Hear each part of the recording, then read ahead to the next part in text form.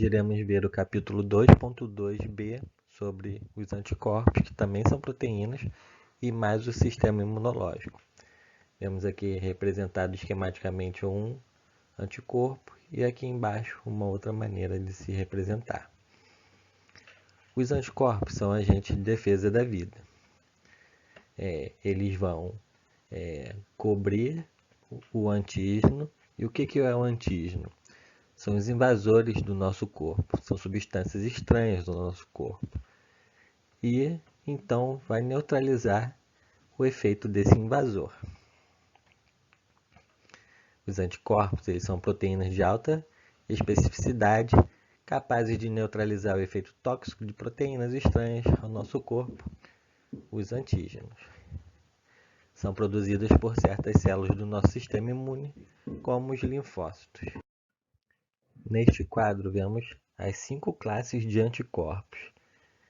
Não precisa decorar de forma específica cada um deles, mas é importante que falemos sobre cada um deles. Quais são eles? O IgG, o IgM, o IgD, o IgA e o IgE. Em relação ao IgG, onde é que nós encontramos? Encontramos eles livres no citoplasma e ele representa aproximadamente 80% dos anticorpos circulantes. E qual a função? O mais abundante dos anticorpos em respostas imunes primárias e secundárias e é capaz de atravessar a placenta e prover imunização para o feto. O outro tipo é o IgM. Ele está presente na superfície das células B e livre no plasma. Qual a função do IgM? Ele é receptor de antígenos da membrana de células B, o primeiro tipo de anticorpo liberado pelas células B em uma resposta primária. Então, o IgM, quando tem um invasor, ele é o primeiro a ser liberado, e o IgG ele é o segundo, em uma resposta secundária, que normalmente é maior e mais rápida. O IgD ele está presente na superfície das células B nada mais são do que os linfócitos B, e tem a função de receptor de superfície de células B maduras, é importante para a ativação dessas células B. Outro anticorpo é o IgA. Está presente na saliva, lágrimas, leite e outras secreções do organismo, e a função deles é proteger a superfície de mucosas e evita a adesão de patógenos às células epiteliais. E o último tipo é o IgE. Ele é secretado pelos plasmócitos na pele, nos tecidos que revestem o trato respiratório e trato gastrointestinal.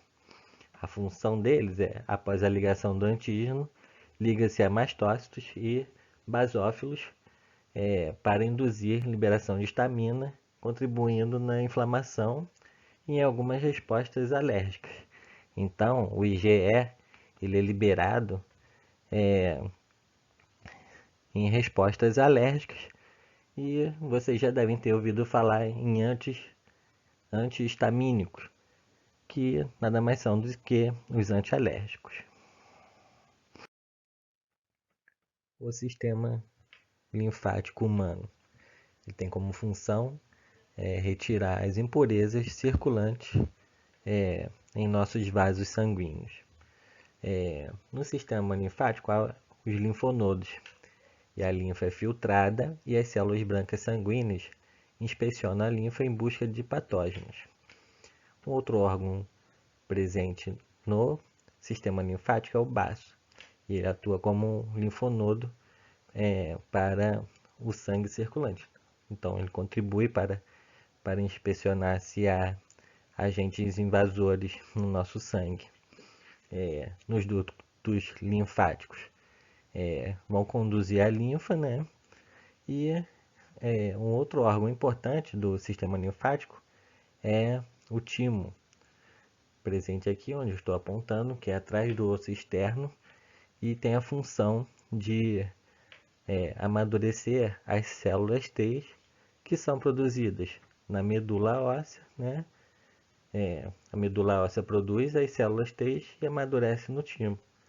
As células B, elas são produzidas na medula óssea e elas amadurecem também neste órgão.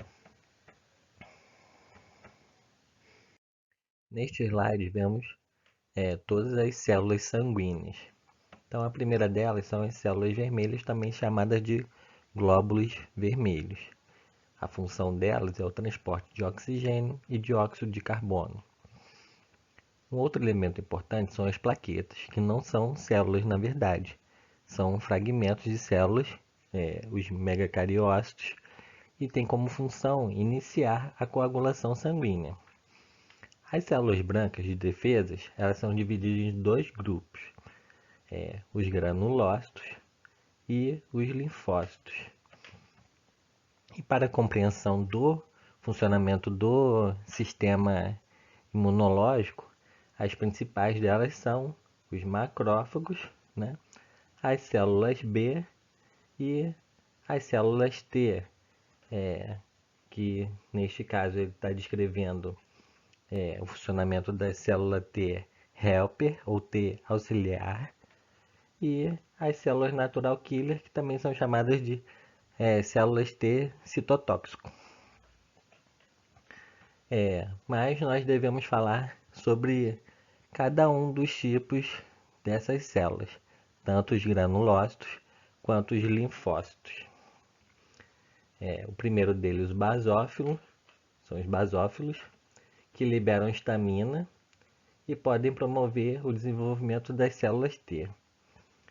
O próximo são os eosinófilos, que matam parasitas revestidos por anticorpos. Os neutrófilos fazem a fagocitose de patógenos. Os mastócitos, quando eles são danificados, liberam histamina, que é uma substância que causa o sintoma da alergia. Os monócitos, que dão origem aos macrófagos, quando eles estão num tecido conjuntivo e vão migrar para o sangue, os monócitos eles se transformam em macrófagos. Os macrófagos eles têm a função de fagocitar e digerir micro-organismos e também ativam as células T helper. O último tipo de células do tipo granulócitos são as células dendríticas, que apresentam antígenos para as células T. Em relação aos linfócitos, que é o segundo tipo de células brancas que nós encontramos no nosso sangue, nós temos três tipos. As células B, que na diferenciação elas se diferenciam em células produtoras de anticorpos e células de memória. Nós veremos mais adiante que aqui é uma célula de memória.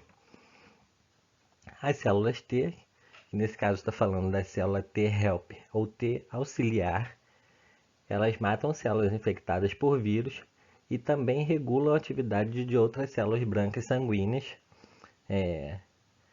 tanto os plasmócitos B, quanto o próximo que é as células T natural killer ou T citotóxico. Qual a função das células natural killer? Elas matam e lisam as células infectadas por vírus e células cancerosas. Nós temos dois tipos de imunidade no nosso sistema imunológico. O primeiro deles é a imunidade humoral, onde participam anticorpos produzidos por linfócitos B maduros, os quais recebem o nome de plasmócitos. E o outro tipo é a imunidade celular, mediada diretamente por linfócitos T killer ou T citotóxico. Neste primeiro aqui é a imunidade humoral, né? Onde o linfócito B vai produzir anticorpos que vai neutralizar a bactéria ou vírus ou qualquer substância estranha ao nosso organismo. E em relação à imunidade celular, participam algumas células, o macrófago, o linfócito T auxiliar, e esse linfócito T auxiliar ele vai estimular tanto o linfócito B quanto o linfócito T killer. Como é que funciona isto? O macrófago então vai englobar uma bactéria ou um vírus ou uma substância tóxica ou estranha ao nosso organismo. Vai ocorrer uma liberação de interleucina, que é como o macrófago se comunica com o linfócito T auxiliar. Esse linfócito T auxiliar vai produzir substâncias que vão estimular tanto o linfócito B quanto o linfócito T killer, dependendo da situação. Temos aqui representado o modo de ação dos principais componentes do sistema imunitário. Logo no meio do quadro, temos o linfócito T auxiliar, ou T helper, que é o comandante do nosso sistema imune. É ele que vai regular tanto a imunidade humoral, que vai ser executada pelo linfócito B, quanto regular a imunidade celular mediada pelo linfócito T citotóxico ou T killer. E como é que vai funcionar isso? Temos aqui os antígenos, que são os corpos estranhos ao nosso organismo, que podem ser vírus, bactérias, protozoários, vermes ou substâncias estranhas, toxinas, por exemplo. Então, temos aqui os antígenos, né, que vai ser fagocitado pelo macrófago. Esse macrófago vai apresentar ao linfócito T auxiliar e ele vai estimular o linfócito B a produzir anticorpos, que então vai neutralizar os antígenos. Quando um vírus já invade uma célula ou uma célula estranha ao nosso corpo, como células de órgãos transplantados,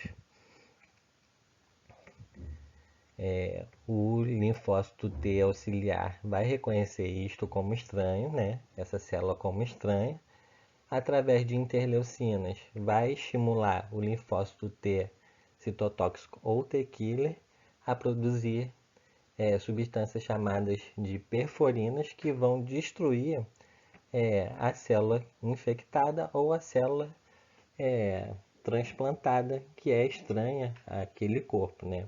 Por isso que muitas vezes a pessoa transplantada tem que tomar substâncias imunossupressoras, que aí vai diminuir a ação do sistema imunitário em relação a essas células novas que estão chegando no nosso organismo.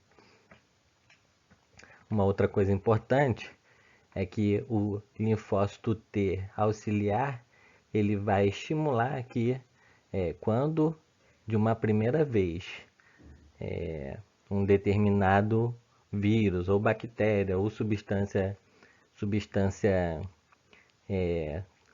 estranha e tóxica ao organismo, em uma primeira vez, o linfócito B vai produzir os anticorpos e também vai produzir células de memória, que aí de uma segunda vez, quando o organismo for invadido, essas células de memória vão se diferenciar novamente nos plasmócitos e vão ter uma reação maior e mais rápida, neutralizando esses invasores. A mesma coisa, o linfócito T citotóxico também produz células de memória, que de uma segunda vez, quando for detectado um agente externo ao organismo, estranho, vai produzir rapidamente vários linfócitos T citotóxicos que vão destruir a célula infectada. O vírus HIV ele ataca a célula T helper ou T auxiliadora, que como vimos no slide anterior, ela que comanda tanto a imunidade humoral quanto a imunidade celular. E aí, neste gráfico, vemos a relação entre o número de células T, ou T auxiliar, e as infecções oportunistas. Então, num primeiro momento, quando a pessoa é infectada com HIV, surgem inchaço dos linfonodos, né? E isso pode levar um ano até aparecer esse primeiro sintoma. E depois vão surgindo, mais adiante, várias infecções oportunistas. Por exemplo, infecções bacterianas da pele, herpes simplex, herpes zoster, infecções fúngicas orais e da pele. Mais adiante, depois de 7 anos mais ou menos, podem surgir um câncer de pele chamado de sarcoma de Kaposi. As pessoas podem ser acometidas por tuberculose ou então pneumonia provocada pelo Pneumocystis carinii. E também podem surgir infecções pelo citomegalovírus, que causa tumor no sistema linfático, né, que é o linfoma. Agora nós vamos ver o que é exposição primária e exposição secundária. Quando ocorre a exposição primária a um determinado antígeno, ocorre uma reação dos linfócitos B em produzir anticorpos contra este invasor e logo depois ocorre a formação de células de memória imunitária. E aí, quando houver um segundo contato com este mesmo invasor, a resposta de produção de anticorpos vai ser maior e mais rápida. Por quê? Devido à formação das células de memória imunitária. Imunizações ativa e passiva. Vamos falar agora sobre a diferença entre vacinas e soros. As vacinas têm como objetivo a prevenção da doença. São constituídas por micro-organismos mortos ou atenuados, ou ainda pelas toxinas inativadas que esses micro-organismos produzem. Uma vez injetadas no corpo, as vacinas o induzem a produzir anticorpos. Então, nesse gráfico aqui, num primeiro contato, vai ser produzido uma determinada quantidade de anticorpos. Numa resposta secundária, que é o segundo contato com o antígeno ou substância estranha ao nosso organismo, essa resposta vai ser maior e mais rápida. Então, na resposta secundária, a produção de anticorpos é maior e ocorre num tempo menor, se comparada à resposta primária. Neste quadro, temos alguns patógenos de humanos contra os quais já existem vacinas. Patógenos esses representados por bactérias e vírus. Neste momento, não precisa ficar decorando cada um desses nomes, mas é importante que vocês ouçam para ficar mais familiarizados com eles, né? Por exemplo, em relação às bactérias, tem o anthrax, coqueluche, tétano, difteria, meningite, tuberculose, febre tifoide, pneumonia, cólera. Todos esses já existem vacinas, assim como esses vírus que estão listados. Em relação aos vírus, temos o adenovírus, que causa doença respiratória, as hepatites A e B, que causam doença hepática, vírus influenza, que provoca a gripe, o sarampo, a cachumba, a poliomielite, a raiva, rubéola, varíola e varicela. Veremos agora como se produz os soros imunológicos. O objetivo desses tipos de soros é a cura da doença. O soro imunológico já contém os anticorpos necessários para a inativação dos antígenos, diferente das vacinas. A vacina vai estimular o sistema imunológico a produzir ativamente os próprios anticorpos. Quais são os exemplos de soros imunológicos? Por exemplo, soro antiofídico, que é o soro imunológico contra o veneno de cobra, e o soro antitetânico, que é o soro contra o tétano. Como é que ocorre a produção dos soros? Isolamento do antígeno, que é a substância tóxica, ou bactéria, ou vírus invasor, injeta-se em coelho, cabras ou cavalos em dose não letal, ou seja, dose que não vai matar esse animal, e esses animais passam a produzir os anticorpos. Então, esses anticorpos são isolados, E como se faz isso? Retira uma quantidade de sangue dos animais que sofreram a injeção dos antígenos e faz-se a purificação desses anticorpos presentes no sangue desses animais. Existem as defesas inespecíficas no nosso corpo. São dois principais tipos: as barreiras de superfície e as defesas inespecíficas celulares, químicas e coordenadas.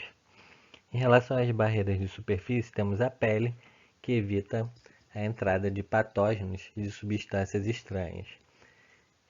Também tem as secreções ácidas, que inibem o crescimento de bactérias na pele. A mucosa, que evita a entrada de patógenos e produz defensinas, que matam os patógenos. As secreções mucosas, que aprisionam bactérias e outros patógenos nos tratos digestivo e respiratório. Os pelos nasais, que filtram bactérias nas vias respiratórias. Os cílios, que movimentam o muco e o material retido no muco para fora das vias respiratórias. O suco gástrico, que tem ácido clorídrico concentrado, HCl, e proteases, que destroem patógenos no estômago.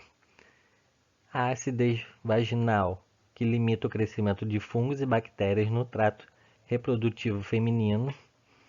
Lágrimas e saliva, que lubrificam e lavam e contém lisozima, que é uma proteína que destrói bactérias, é uma proteína bactericida. Em relação às defesas inespecíficas celulares, químicas e coordenadas, nós temos a flora normal, que competem com os patógenos e pode produzir substâncias tóxicas para estes patógenos também. A febre tem como função a resposta sistêmica corporal, que inibe a multiplicação microbiana e acelera os processos de reparo do organismo. Tosse e espirro, que expelem os patógenos das vias respiratórias superiores. Resposta inflamatória, que envolve extravasamento do plasma sanguíneo e fagócitos a partir dos capilares. E essa resposta inflamatória, ela tem como função limitar a disseminação dos patógenos aos tecidos adjacentes, concentra as defesas, digere patógenos e células mortas dos tecidos, libera mediadores químicos que atraem fagócitos e linfócitos. Os fagócitos, que são os macrófagos e os neutrófilos, eles englobam e destroem os patógenos que penetram no organismo. As células natural killer ou T-killer atacam e lisam células infectadas por vírus e células cancerosas. Os interferons, eles são liberados por células infectadas por vírus para proteger o tecido sadio contra infecções virais e mobilizam as defesas específicas. E as proteínas do complemento lisam micro-organismos, ativam a fagocitose e auxiliam as respostas inflamatórias e humorais. Nesta figura, vemos as interações entre células e sinais químicos que levam à inflamação quando ocorre um ferimento na nossa pele. O inchaço induzido por histamina que ocorre na resposta inflamatória vem acompanhado por vermelhidão, calor e dor. Os sinais químicos associados com a inflamação atraem fagócitos que digerem patógenos e células lesadas. Então, nesse primeiro esquema aqui, o tecido lesado atrai mastócitos que liberam histamina, a qual difunde para os capilares. No segundo momento, a histamina provoca a dilatação dos capilares que se tornam permeáveis. Proteínas do complemento deixam os capilares e atraem os fagócitos. Depois, o plasma sanguíneo e fagócitos movem-se do capilar em direção ao tecido lesado. Depois, os fagócitos englobam bactérias e células mortas e a sinalização mediada por histamina e complemento cessa e não ocorre mais a atração dos fagócitos. E, por último, as moléculas de sinalização estimulam a divisão das células epiteliais, promovendo a cicatrização da lesão.